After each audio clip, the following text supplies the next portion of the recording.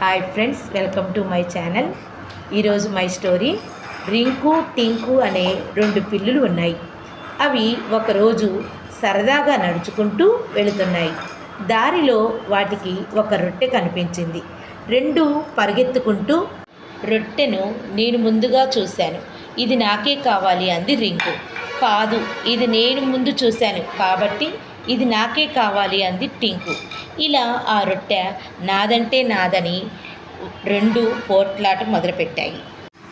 పిల్లులు పోట్లాటను చెట్టు మీద ఉన్న అంజి గమనించింది. కిందకు దిగి వచ్చింది. మీ తగువు నేను తీర్చుతాను అని అంది. అంజి ఒక త్రాసు తెచ్చింది. ఆ రొట్టెను రెండు ముక్కలుగా చేసింది. త్రాసులో అటు ఇటు వేసి తూచింది.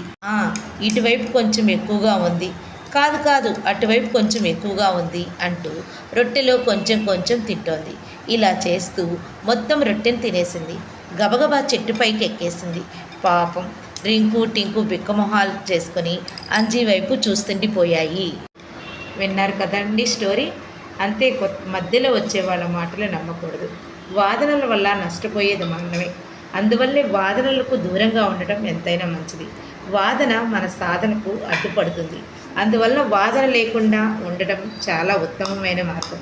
ఈ కథ మీకు నచ్చినట్లయితే లైక్ చేయండి, సబ్స్క్రైబ్ చేయండి, షేర్ చేయండి, కామెంట్ చేయండి.